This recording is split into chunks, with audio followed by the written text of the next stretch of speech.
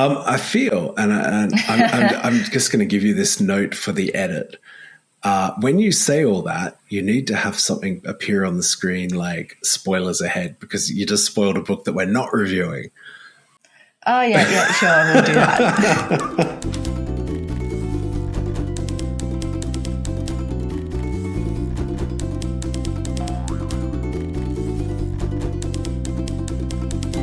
Good morning, everyone, and welcome to the Pleasure of the Text podcast, a shared imaginative space where readers and writers make meaning together. We're your hosts, Shannon and Gareth. Good morning, Shannon. How are you going? I am going exceptionally well on a Sunday morning, and I'm very much looking forward to talking about Revenge by Yōko Ogawa. Phenomenal book. Yeah, just that's all I can say. Go and get a copy and support this amazing author. Yeah, it is an amazing book.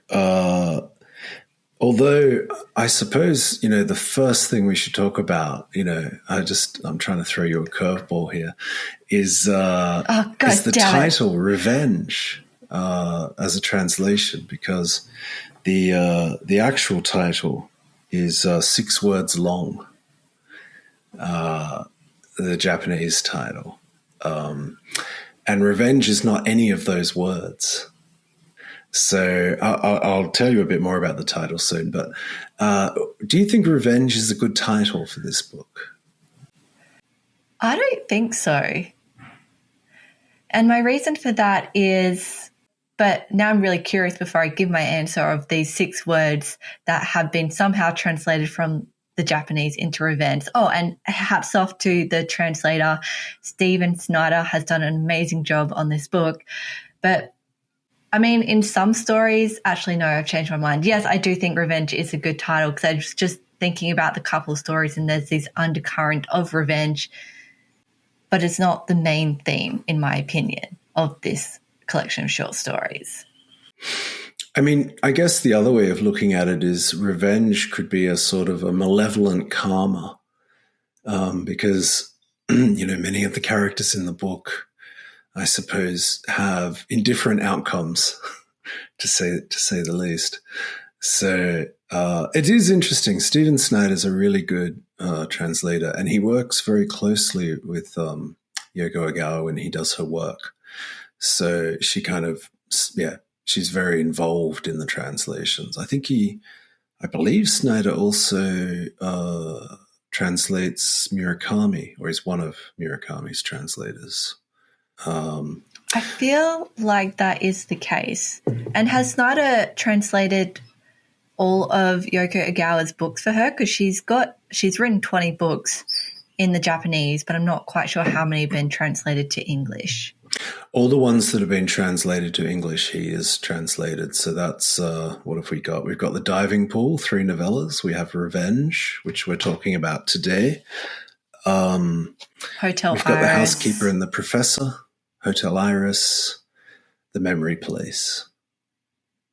I think that's the lot. So 5. Yeah. So a quarter of her current output, although has she gone beyond 20 books? Our information could be out of date. She is prolific. So there could be 21 or 22 by now. Obviously, if you're listening to this and you know the answer, comment and like and subscribe and hit the bell, and also throw money at our sponsors if we ever get any. Yeah. That all needed to be said, I think. I would love to put the hat in the ring for some coffee sponsors, because, we are always drinking coffee while we're doing our podcast. Coffee. So coffee, Clandestino, I love them, down in Noosa, Australia. Please send coffee our way. I don't think I have a favorite coffee, but I could be bought. This blend is amazing. I mean, yeah. This blend has dark revenge elements, very similar to Yōko Ogawa. Oh, wow. Okay. Well, that does sound exciting. All right, let me tell you then. The title of the book, and you'll excuse my pronunciation, is Komoku na Shigai Midara na Tamoru. Tumurai. One more time for the Gareths. Komoku na Shigai Midara na Temurai. And the translation that you can get from this maybe is something along the lines of reticent corpse, dirty mourning, as in mourning with a U in the funereal sense. Okay. Reticent corpse, dirty mourning. Okay. I think Revenge is a great title. Yeah, it is. It is. I mean, these things don't translate culturally quite so well. Now, I got that translation via a really, really good review of this book by James Rickman. And if people want to have a read of that, that's in airshipdaily.com, Airship Daily. Really good review. And Mr. Rickman actually produced a chart where because the stories have intertextual connections, he decided to chart those connections and put together a chart. And so when you go to his review, you can click on the chart if you wish and see those connections graphically displayed. But as he says, click on it or don't. And we'll also put that display up now. Yes. It's handwritten. It's a fantastic effort. I think now what does he say about this? Let me have a look. And while Gareth is going through his notes, I just want to say that there's going to be spoilers, obviously. There are going to be spoilers, yes. Yeah, so he says, you think about so this is his own internal process. You decide to reread the book at your desk in one sitting. This time you pencil out a grid with a column for each of the 11 stories, and you start keeping track of the recurring characters, settings, and motifs. You also create a row labeled fruit, because there's a warehouse full of kiwis in the second story and a garden full of hand-shaped carrots, among other less palatable things in the third. 2 hours later, you're blinking down at the grid that we've got up. Under that, he says, click to enlarge or don't. And he says, you think about transferring it to a Google spreadsheet and offering it to anyone interested in the book, but you sense that you're starting to miss the point.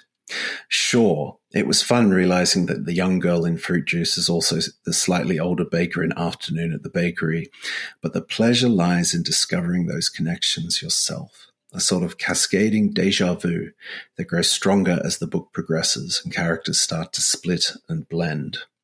Trying to iron it all out would be about as satisfying as Googling Mulholland Drive meaning. And I would agree with that.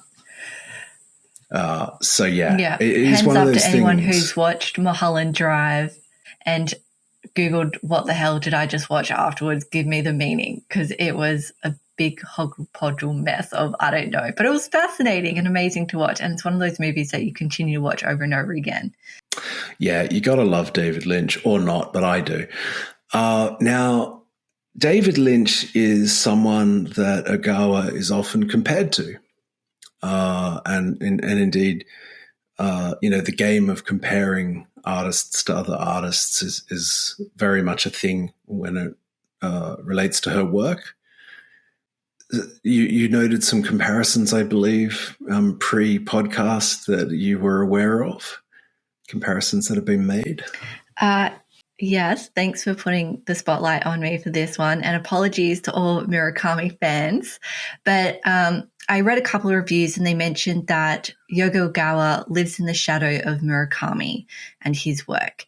Now, I've read 7 Murakami books because I've been told what an amazing author he is. And indeed, he can write. He is prolific. But he can't even put a candlelight or a torchlight to Yōko Ogawa, in my opinion. She is far more phenomenal, and maybe in terms of living in the shadow because everyone knows of Murakami, but in terms of the work and the enjoyment level that you get, Ogawa's right on the money. She is phenomenal. So put that Murakami book down and just pick this book up and you'll see what I'm talking about.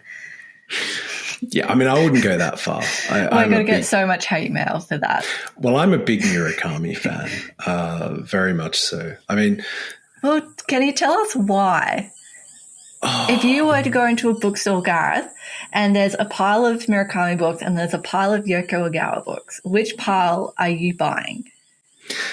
Well, no, I mean, okay, so I think I've said this before, but Ogawa is my favorite writer.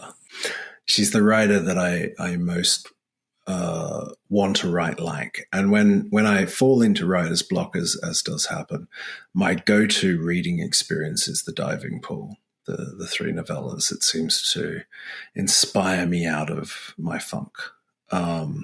So no, I mean, yes, no.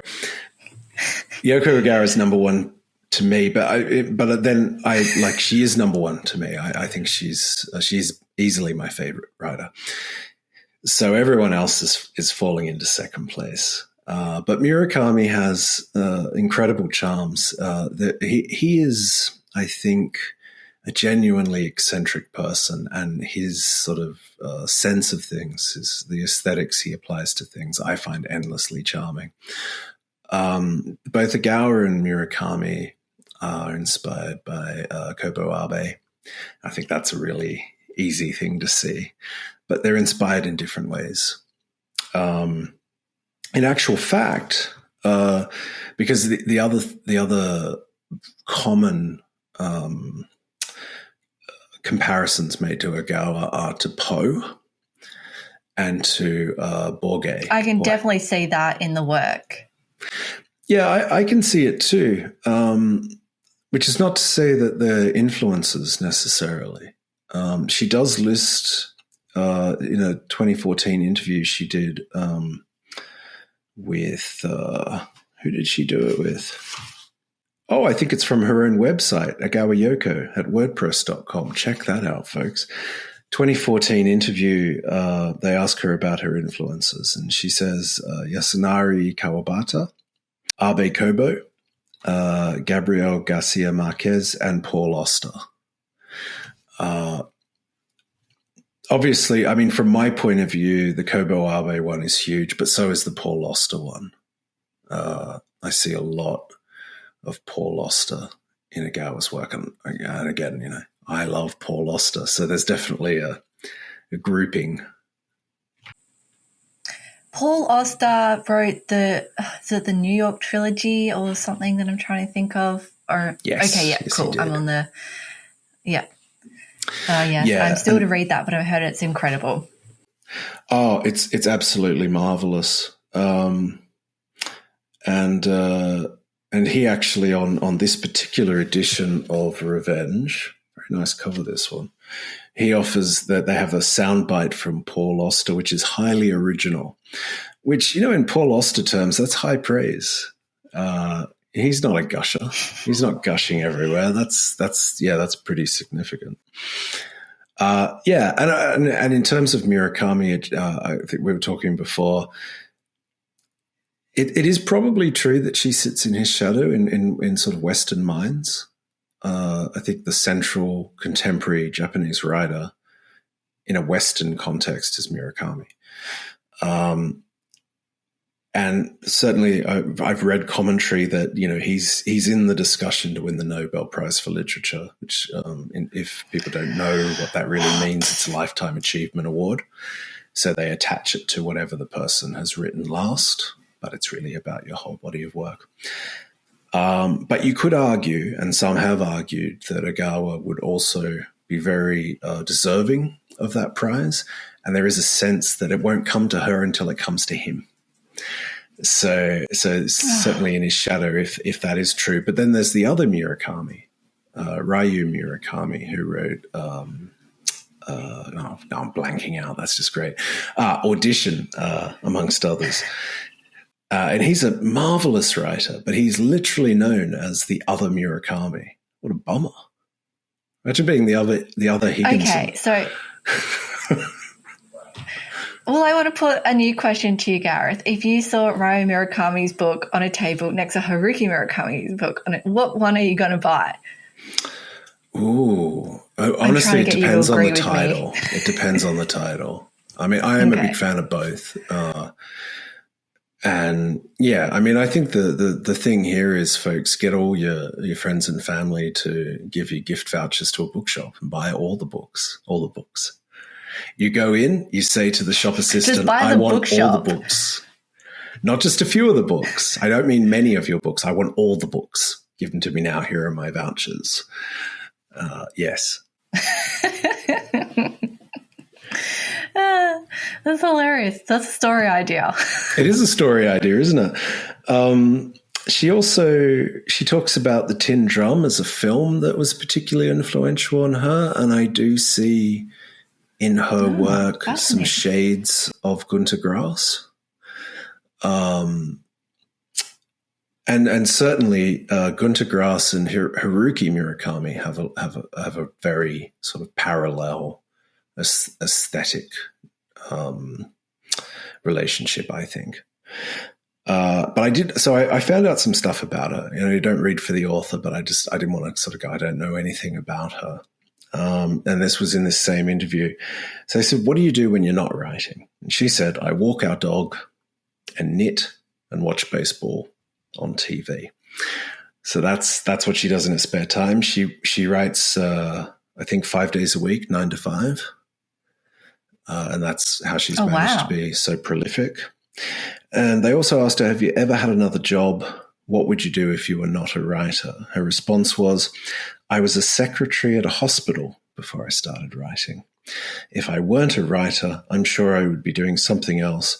But even if no one read them, I suspect I would still be writing stories. I don't know if there's anything else one needs to know about a writer than that. That sounds about right, doesn't it? It's a writer writing for the joy of writing as opposed for any acclaim. That's beautiful.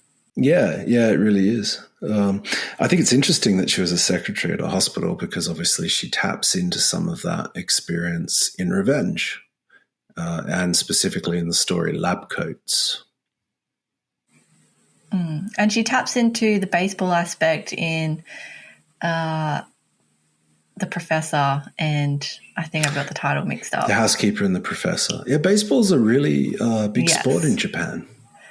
It is. And I was at work the other day and I was talking to a colleague and he said, oh, my kids play baseball. And I was like, oh, baseball, are you guys originally from Japan or Korea? Because it was so easy to be like, baseball is the biggest sport in those two countries. So either or 50-50, and he was from Korea. But yeah, very big sport. Yeah, really huge. And I guess that sort of describes the sort of East-West friction that's still sort of an issue in Japan. That was something of an obsession for Yukio Mishima. He was interesting because Mishima was like he had the most Western style of writing of any Japanese writer, and he was a sort of a movie star in films that very much felt like they were heavily influenced by Western films, but he also had an anxiety or a disdain for sort of the Westernization of Japan, and I think that's something that always sort of feels like it's bubbling under the surface of a lot of Japanese writing. This friction between East and West. She actually talks about this too. So the interviewer at one point in this interview says, your work has been well received by American critics and readers. It seems to transcend culture in many ways. Why do you think your books, which at times are quite surreal, nonetheless translate smoothly into other languages and cultures? And before she gives her answer, I do think part of the reason is Stephen Snyder. I think he's quite an exceptional translator. But anyway, her answer is, my work begins at the level of images that form in my mind. From those images, settings and characters take shape. But it's not particularly important to me what country the story is set in or what language the characters are speaking. My goal, in fact, is to create people and places that exist solely in and for the world of my novel. If the result of this process is that my work can be read and appreciated by people in other countries, then nothing could please me more. Now, she actually talks about this slightly more specifically in terms of Hotel Iris, where she says, in talking about its sort of its impetus, she says, "This is a novel that began with a place.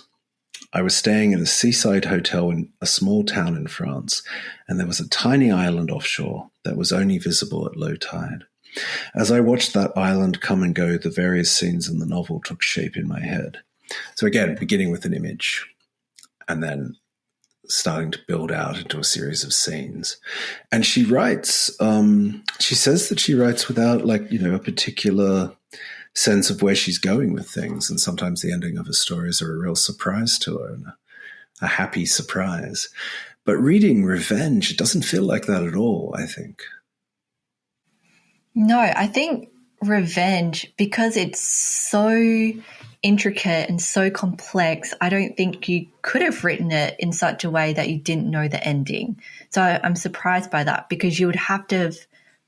I'm actually very curious about how she wrote it. If she started off with one short story, a character bled into another, the setting bled into another story, or if she had it in her mind beforehand, I need this to connect to this, I need this to connect to this, or maybe she had 8 pieces and she needed to then plug in 4 pieces to make it all wrap up as beautifully as it does.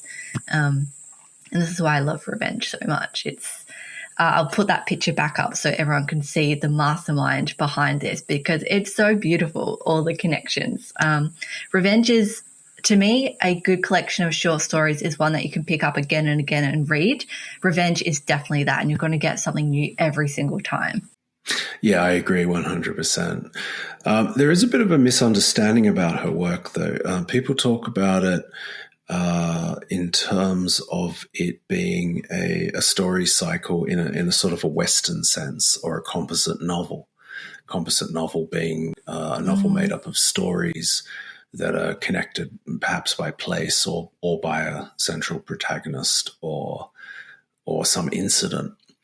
And we've talked about fix-up novels before, which are a similar sort of thing, except that they began as stories, and then later the writer said, I can put all these together and make it into something that resembles a novel in scope. And a really good example of this sort of composite novel or story cycle would be something like the Canterbury Tales. So in a Western tradition, the composite novel story cycle has a long and rich history. But Yōko Ogawa is not a Western writer, and I think that seems to be lost on quite a few critics. And the tradition she's coming out of in terms of Japanese literature is this thing that is quite common historically to Japanese literature, where themes and motifs do reoccur throughout in individual pieces. My understanding of that is limited to pretty much what I've said, which is virtually nothing. But it is a different tradition, and I think it speaks to how random it all seems. When you see this done in a Western sense, you can see the kind of the gears. Like if you really look for them, you can see the gears and the sense of purpose. With her writing, I think a few reviewers have suggested it's like getting caught in a web.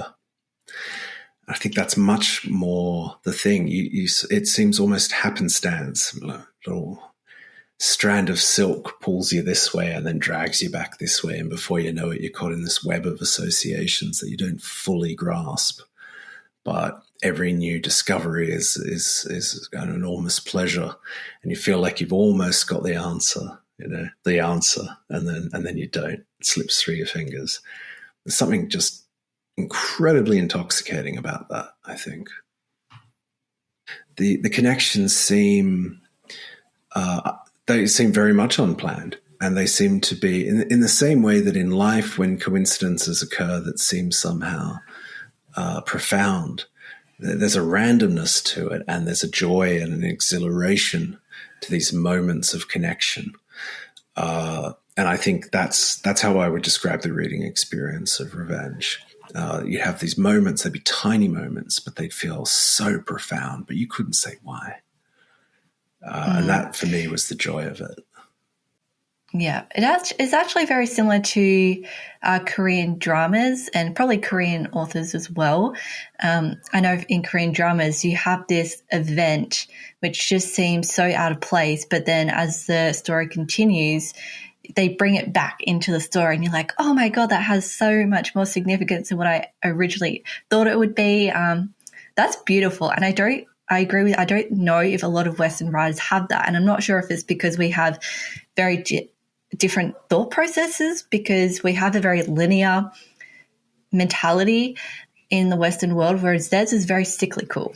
Reincarnation, you get another chance, you get reincarnated 3 or 4 times, whereas ours is you live, you die, you go to heaven.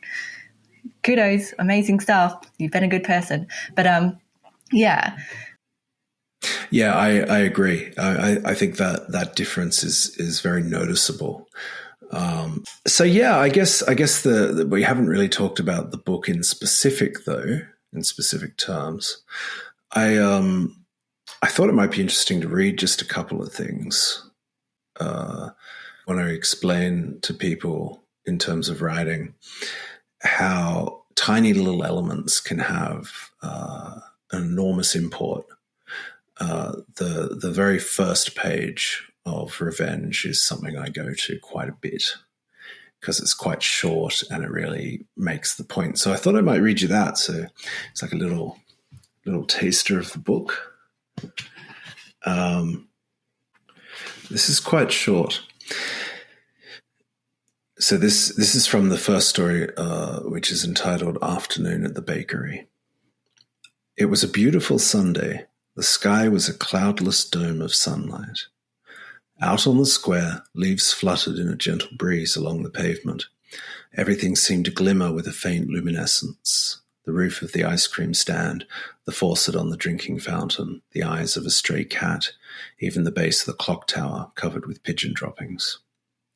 Families and tourists strolled through the square, enjoying the weekend. Squeaky sounds could be heard from a man off in the corner who was twisting balloon animals. A circle of children watched him entranced. Nearby, a woman sat on a bench knitting. Somewhere a horn sounded. A flock of pigeons burst into the air and startled a baby who began to cry. The mother hurried over to gather the child in her arms. You could gaze at this perfect picture all day, an afternoon bathed in light and comfort, and perhaps never notice a single detail out of place or missing. I really love that opening. And when I was reading that opening, because the story Yōko Ogawa paints this beautiful picture of everything being normal and perfect, as you said in that closing paragraph. And then, it quickly changes in a single line, essentially, within that story to, there's actually more going on here. And when I read the first paragraph, I'll kind of read it again so I can get this juxtaposition in for the readers and for you, Gareth, because I'm not sure if you noticed. It was a beautiful Sunday. The sky was a cloudless dome of sunlight. Out on the square, leaves fluttered in a gentle breeze along the pavement. Everything seemed to glimmer with a faint luminescence. The roof of the ice cream stand, the faucet on the drinking fountain, the eyes of a stray cat, even the base of the clock tower covered with pigeon droppings. So she's trying to paint this picture of everything being perfect. And when I read it, I thought about 1984 by George Orwell. He does something completely different where he's trying to make things seem as strange as possible, but using the same imagery, but in a slightly different way. And I'll read it out. It was a bright, cold day in April, and the clocks were striking 13. Winston Smith, his chin nuzzled into his breast in an effort to escape the vile wind, slipped quickly through the glass doors of Victory Mansions, though not quickly enough to prevent a swirl of gritty dust from entering along with him. So you've got, the clock, you've got the dust, the wind coming in, and it's a very similar scene, but painted in very different ways. And I think that's the magic of Yōko Ogawa's writing, because each of these stories start off in what you would term like just a normal setting, and then there's a switch in the story. And I love that about Yōko Ogawa's work. It's like it gets me excited every time. You're about to switch this story on its head and present to me something completely unexpected. Yeah, it has that feel, doesn't it, all the way through, the sort of the mundane and the macabre. But, it's interesting, though, because there are hints. It's not that she just twists it. Like, for example, you've got lines like squeaky sounds could be heard from a man off in the corner who was twisting balloon animals. Just that phrase, twisting balloon animals, has a real violence about it. And really, you got a horn and then the pigeons and the baby cries.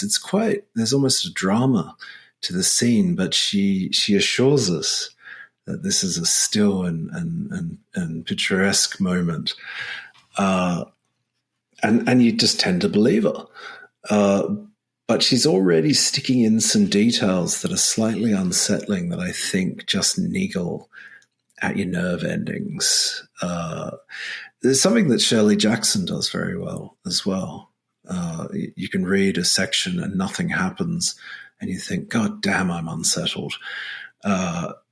It's a real skill. But yeah, that last line really packs a punch, doesn't it? And it's said in such do you have the last line in front of you? Yeah, I do. Oh, well, unfortunately it crosses over a page.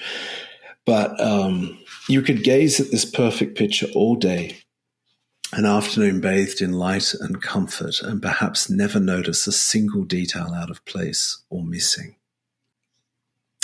And of course, if you do a close reading of this, which I was doing yesterday with some people, it was very, very fun.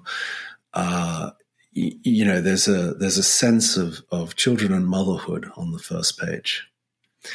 And really, she's already signaling that the detail out of place might be to do with a child or indeed with her status as a mother. It's a very interesting thing. And she also has the other story we looked at yesterday, my friends and I, was lab coats. And that's a fascinating story. And here's just another great example of how she slips in some really odd stuff. So she's describing how the protagonist in that story, the narrator, and the object of the narrator's affection, another admin member of the hospital staff, they're putting together a presentation, or they're preparing the sort of ancillary elements of it, putting stickers on slides and so forth. And so it begins. Not long after I started working here, some bigwig in neurology asked us to help with a presentation he was going to give at a conference. It had all these graphs and charts, and he wanted it back in just 2 days. She split the work with me, and we typed up labels for the slides. Use the number 508 stickers for the slides, she told me. They're for conferences. Number 508 was a dull grey. I did the job just the way she'd asked, but when the doctor returned to pick up the presentation, he took one look at it and threw it back on the desk. It all tumbled down onto the floor. This colour won't show up on the projector, he said. I'm terribly sorry, she said, stepping in before I had the chance to say anything. Her apology was really smooth. I told her to use the number 608 as usual, but it's my fault for not checking. She's new and I think she's a little colourblind. I'm very sorry. We'll get it redone by the end of the day. The doctor said he'd be back later and stormed out. Colourblind? For a moment I wasn't sure what she'd said, just that she'd sounded really charming when she'd said it. Number 608 was bright blue. She definitely told me number 508. I knew because it was the same number as her apartment. I wasn't likely to make a mistake about something like that. And in amongst the sort of mundane vagaries of office admin, we'd have this little discovery that one worker knows where the other worker lives, and probably shouldn't. And she just kind of slips these things in and they slap you. You're just not ready for them. Yeah. I think I found an article talking Yōko Ogawa talks about this particular skill that she has in Words Without Borders, Yōko Ogawa's Revenge by Mithili Rao. What an awesome name, Mithili. So, quote, "One of the constant themes in my work is the problem of deficient excess. Something that should, by all rights, exist is lacking, while the extraneous thing that is left achieves a kind of warped excess. When I look back at my work thus far, I've described this sort of family over and over. I can't say it was by design. It has just happened that way." So deficient excess. Deficient excess. What are your thoughts on that terminology? Oh, but I think that's what it is. She gives you the bare minimum details and then she just plugs that extra thing in and you're like, wowzers. Yeah. And also, I mean, I think she's talking about a kind of a situational defamiliarization where something is missing and it's replaced by something else that becomes maybe a fetish of some description, some bigger thing. You could say at the afternoon at the bakery, the strawberry shortcake becomes the excessive thing. Yeah, actually, that quote is from the same 2014 article, so we'll have to put both up. And I did actually read the Words Without Borders review, which was really excellent, wasn't it? I have it on my desk actually, but I won't bother reading from it because you beat me to it. But yeah, that was that was a fantastic review. I thought that was probably the first one I read that I thought, well, this person knows what they're doing. Yeah, I wish it was the first one I read because the nonsense before of comparing her to Murakami, I was like, ugh. Anyway, continue. Murakami, curse on his eyes. Yeah, Haruki Murakami. Well, I'm going to say it again. I love the man. The Wind Up Bird Chronicle, I think, is one of the great books of the last 50 years. I think it's brilliant. I know you don't like it, Shannon. But it just this is why we're friends. Well, yeah, and I mean, I was the one who put you on to Murakami, wasn't I? I said you can't go wrong with a Murakami novel. 7 novels in, you're waiting for that to be true. But yeah, yeah, I've loved everything. We went to written. A cafe together. Well, fun. We went to a cat cafe together. Funnily enough, because cats are a big theme in Murakami, and we picked out one of those. The one at Bird Chronicle from one of those free book exchanges. And you're like, yeah, he's amazing. You should totally read him. And I'm like, okay, Gareth, bright-eyed, bushy-tailed, I can do this. 7 books in, I still feel like I've been lied to. It's very sad. It's interesting, isn't it? It'd be fascinating to be able to quantify why I think he's so brilliant and you don't, because we share a lot of similar sensibilities around writers. There must be something that one could put one's finger on. I just had a thought on that. I think when we're talking about the deficient excess, I think Murakami has excess deficiency. On some things, he just goes over the top, and I'm just like, oh, God, this is going on for 4 pages.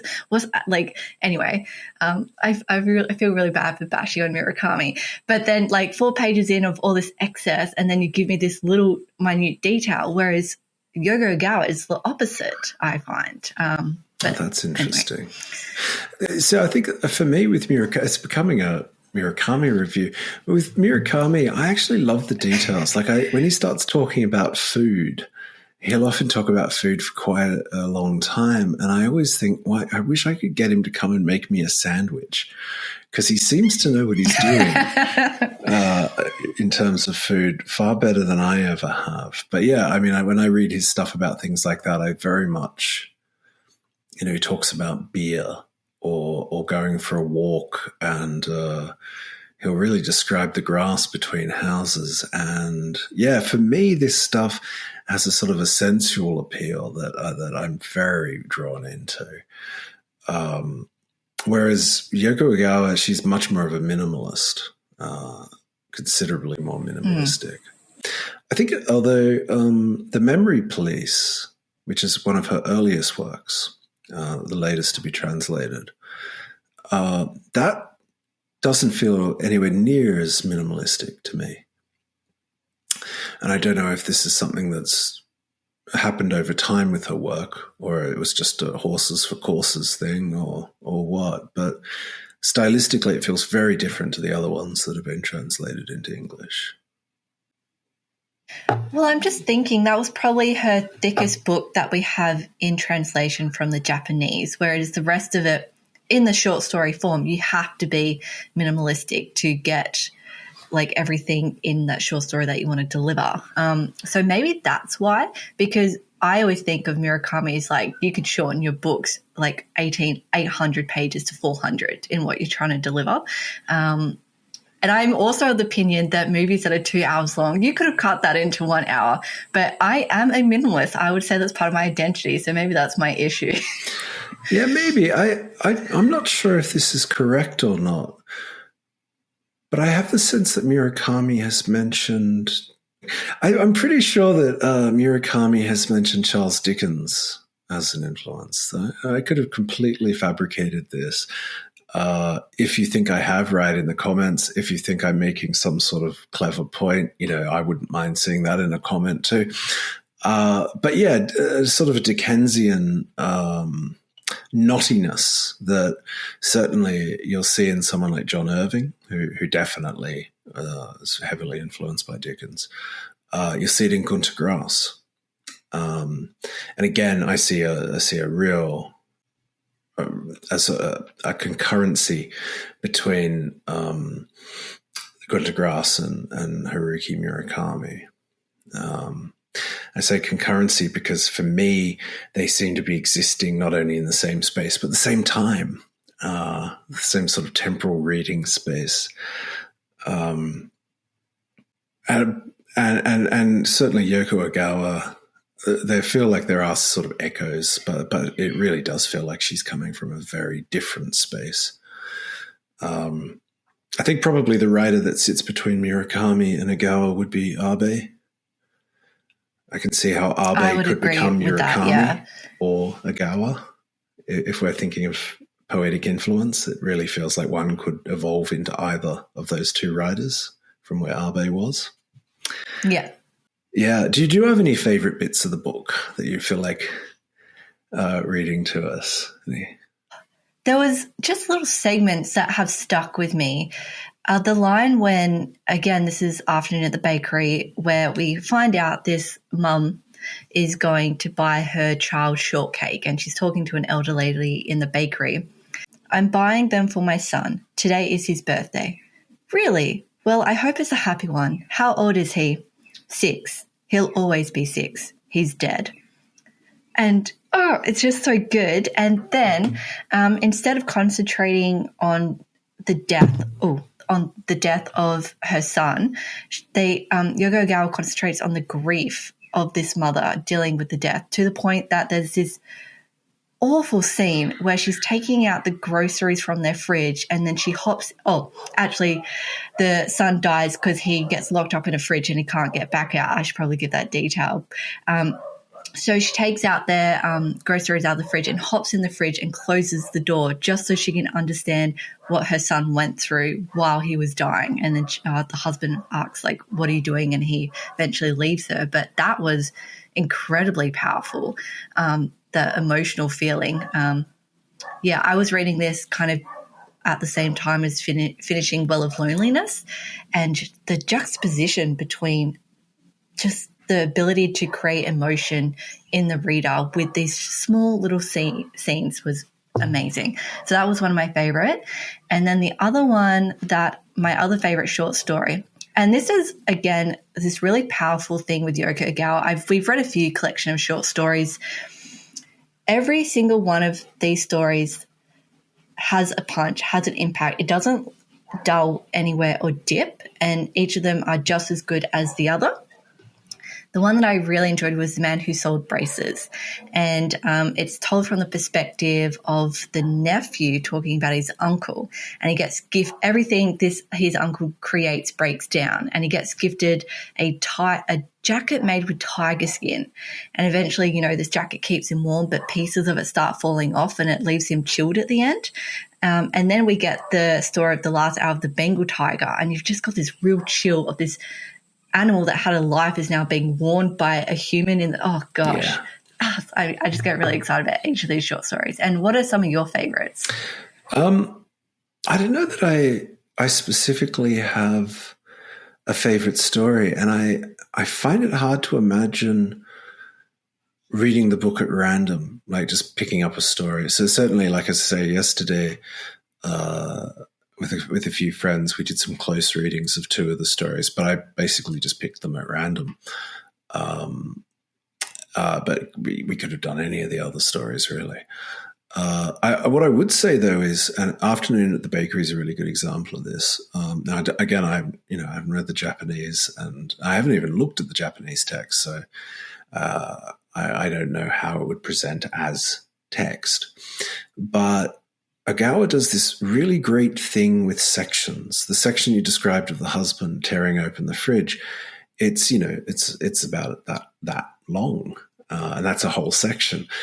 And there's a sort of a cinematic quality to it, like they're like cuts, and every cut defines a scene that has an incredible integrity all of its own, that when placed in the context of the whole has more integrity, and there are more and more connections. And then, of course, the stories within the body of the entire book. It's a fascinating thing. And it feels at times that some of her choices are completely arbitrary. And I know that I think I don't know if I actually read this before, but from the same 2014 interview, isn't it lucky we found this one? The question is, your stories, which are very elegantly constructed, rarely offer easy answers. I think that's like this idea of being elegantly constructed suggests an understanding of how her work is that might not actually be quite correct. Anyway, your stories, which are very elegantly constructed, rarely offer easy answers. Sometimes they end ambiguously, or with a sense that reality is not something of which we can always be certain. Would you talk about why this ambiguity is part of how you tell a story? And Ogawa responds, since I have almost no plan or outline before I begin writing a story, I have no way of predicting how it will end up. As a result, I suppose the endings can seem ambiguous. My happiest moment, however, comes when I get to enjoy the surprise of seeing how my story has turned out. When I read that, I was really surprised because her stories, the way they fit together and all the different semantic resonances they have, how could this possibly not be constructed and planned? How could one arrive at this outcome? It seems extraordinary to me. And I guess the only answer that I can find, I'd love to interview Yōko Ogawa. I think we need a translator, but still, I'd love to do it. Is that either these are, in a sense, constructed within her unconscious, and so she's some of this stuff, she's not consciously aware how she's putting it together, but it's sort of been percolating in her dream brain, or she just edits like a champ. I don't know, maybe a bit of both. Yeah. But yeah, I think that's something that I found very surprising about her stuff, because the way the stories, I mean, even Afternoon at the Bakery becomes a story that somebody maybe wrote, or maybe they didn't write it, in which case it's not real. But then if you check out the interconnections, the reason for the child being, or the person who finds the child in the refrigerator, the way she connects to these other characters suggests that it must be real. So it certainly does make you question what's real and what isn't, which I always think is a very sensible thing. I think when people think they understand reality, they're really kidding themselves. That's a deep dream. And that could be also an Eastern thing, from the Buddhist tradition, that we're living in an illusion. But there's something about that, and she does it in all her work. There's a dreamlike quality that's always a bit unsettling, but in a really wonderful way. Even in The Housekeeper and the Professor, which is a beautiful, beautiful book. Have you read that one, Shannon? Yes, I have. And it's very Kobo Abe as well, and Borhei. that kind of illusionary quality that she has in her work. Yeah, because I mean, it's really about love, isn't it? But it's a love that forms between the housekeeper and her son, and the professor, who has a kind of dementia where he can't remember what happened yesterday. He can only remember into the distant past.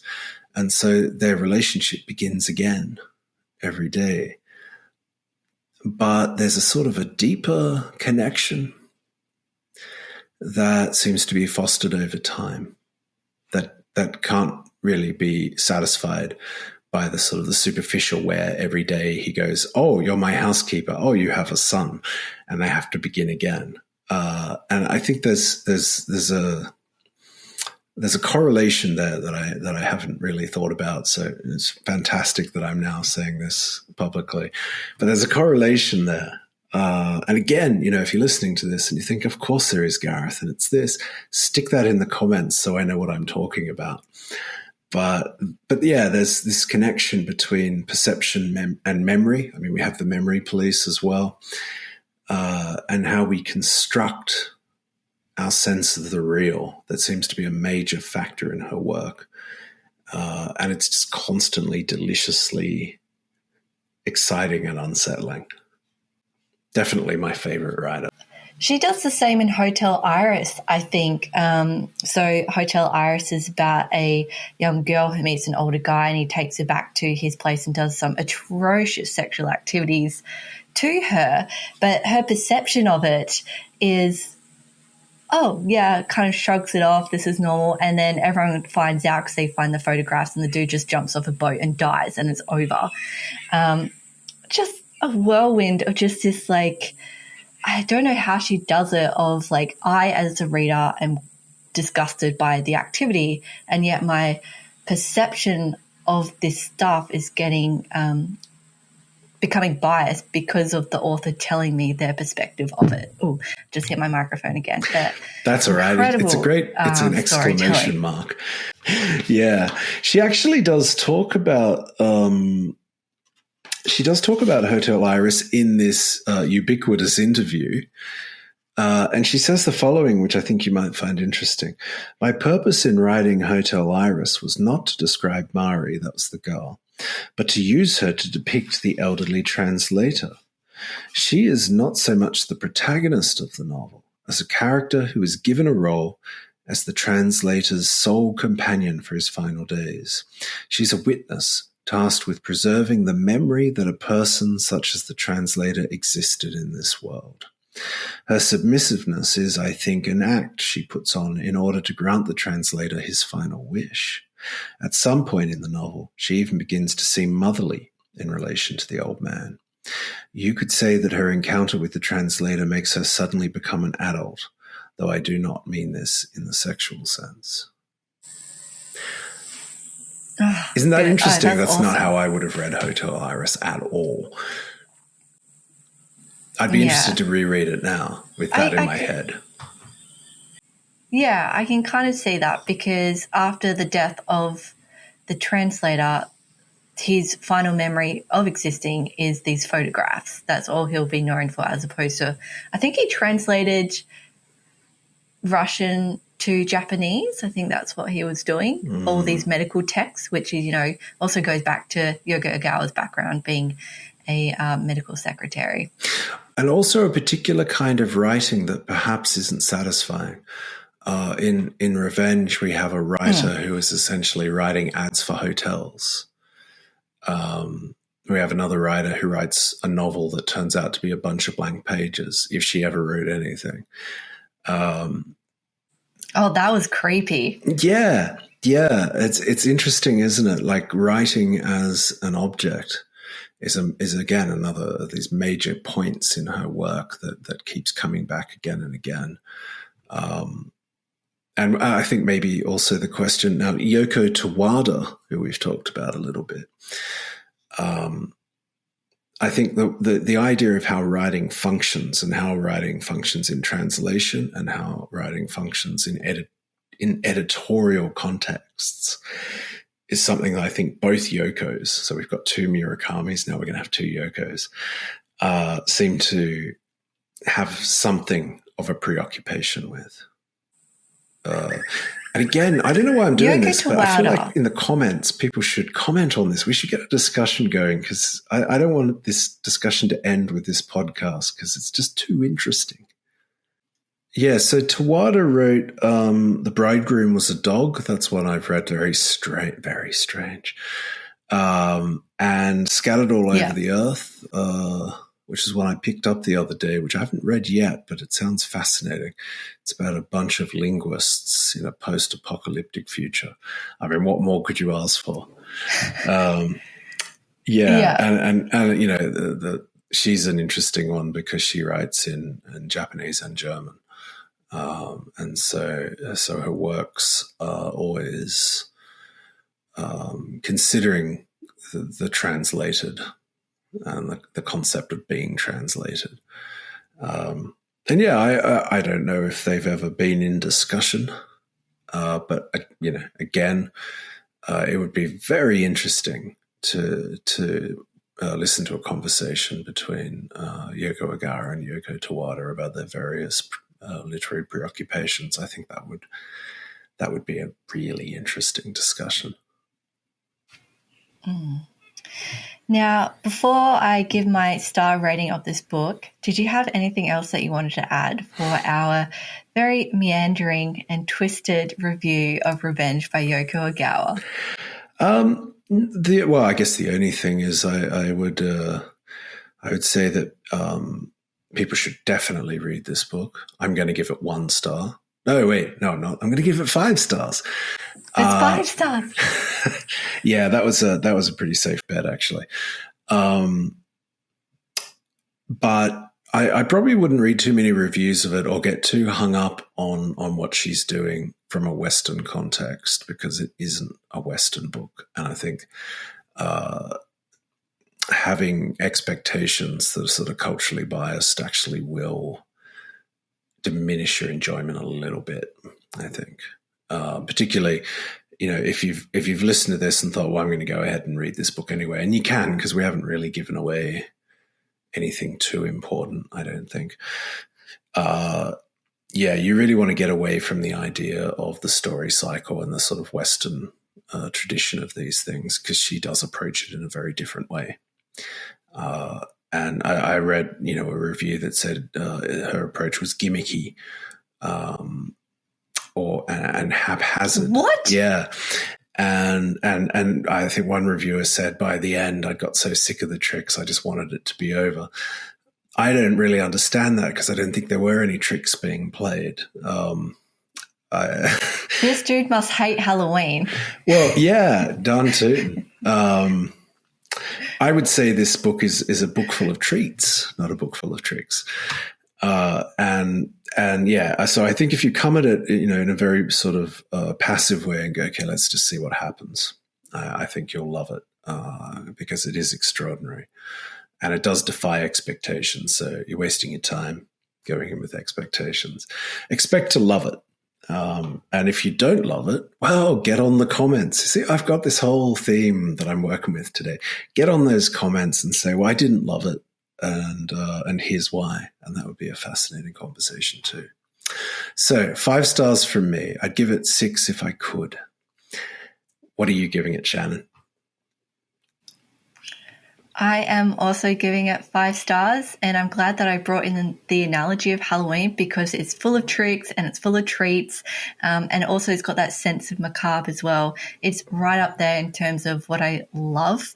I love being tricked, essentially, when I'm reading a story, and her writing style is beautiful. I love that kind of the deficient excess aspect that she was talking about. It's very minimalistic, but hits with a punch every single time. And I agree with you, like forget about that whole Western concept of you start and then you end because this ends essentially at the start and then you can kind of go back and read it again and again. You can, and I just want to jump in and say she doesn't do tricks. It wasn't a hard decision. I'm gonna die on this hill. There are no tricks in this book. There are surprises, but they are not. This is not Agatha Christie. Well, that's what I mean by tricks. Well, you see, Agatha Christie does tricks. Sometimes with her books, there's no way you could have guessed who did it because there's just not the information there. If you read these ones really carefully, I mean, I was getting surprised all over the place. We could do one of these, on the YouTube videos, they always have the people looking surprised. There we go. Yeah, right?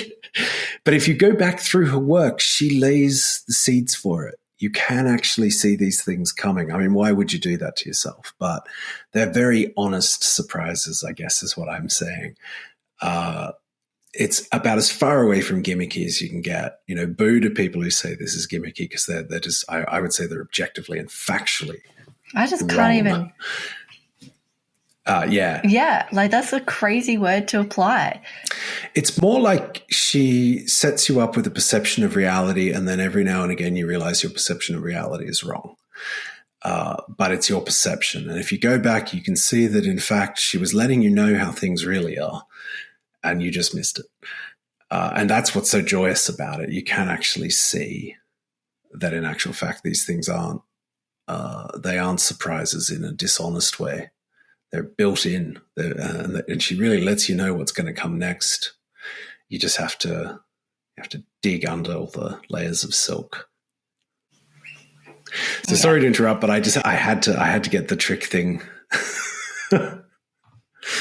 All good. I was using the word trick for surprise, but yeah, good point to make. And I'm going to mention this is actually a surprise to you, Gareth. Yes. Because I haven't mentioned what book I want to read. No, I have no idea. Or wait, hang on. Let me think. Have there been clues? Yes.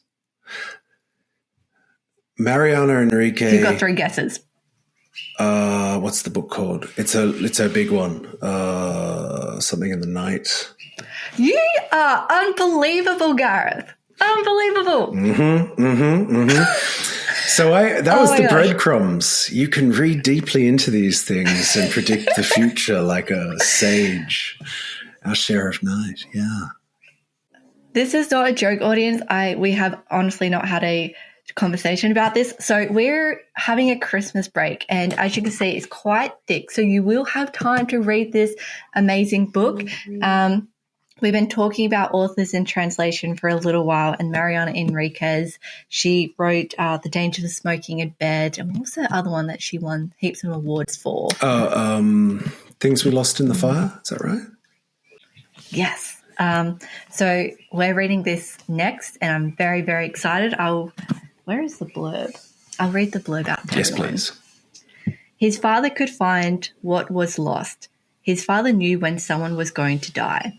His father had talked to him about the dead who rode in on the wind.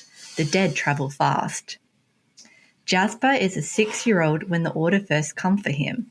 For years, they have exploited his father's ability to commune with the dead and the demonic, presiding over macabre rituals where the unwanted and the disappeared are tortured and executed, sacrificed to the darkness. Now they want a successor. Nothing will stop the order. Nothing is beyond them. Surrounded by horrors, can Jasper break free? I'm very excited. Yeah. I've only read her short stories, so it's going to be very interesting. So just to a see heads up form. to everyone. Yeah, so go get this book now as soon as this podcast or YouTube video releases, because there's 700 plus words. So you want to get a head start on this one, but I'm very, very excited. 700 plus pages. I was just thinking I could do. Oh, that's what I meant. I could do 700 words, I reckon, by the end of today if I really put my back into it. Yeah, this is all just pictures. It's just 700 words. Just a big pile of blank pages. Yeah. Well, I'm very excited. Thank you for picking that one. I think it's going to, you're going to have to get fit. It's like going for a marathon, isn't it? You've got to start, working those muscles. Get up every morning, and instead of, doing a run, you read a chapter of Our Share of Night. Yep, Our Share of Night. I don't think we've mentioned, the title is Share of Night by Mariana Enriquez. Oh, well, that should be a great one. And I can't tell you how many chapters there are. but there are 6 parts. Okay. So a part per week. Yeah, that seems doable. Well, I'm going to look forward to that. Yeah. Thank you very much for picking that one. No worries. I'm incredibly impressed by you picking up all the breadcrumbs that I somehow been leaving out and about. And if we don't see you, well, we're having a break and we probably won't see you, but Merry Christmas and Happy New Year, and we'll be back in the new year with our reviews and more amazing stuff. Yeah. I think little break, maybe a month, something like that. I think that's how it'll feel from a reception point of view. But we'll be back in late January, early February, something like that with well, it won't be a review of this book. You know what we could do in the new year is we could talk about these breadcrumbs and how did I work out what book you were going to pick, and we can do that with some close readings of something. I think that would be pretty interesting. Or would it? I don't know. Well, I mean, I find that stuff incredibly interesting. So that could be a great way to start 2024. Well, here's the bet. If we haven't finished it, but by that time, and the audience has let us know that they haven't finished it, we'll put in that session because that will also be incredibly valuable. Okay. Sounds like a winner. Yeah, so put it in the comments if you want that session and you're going to take a long time to read Our Share of Night. And yeah, have a safe and happy holiday season. I think that's the way to say it these days. And yeah, we'll see you next year. See you, everyone. Bye-bye.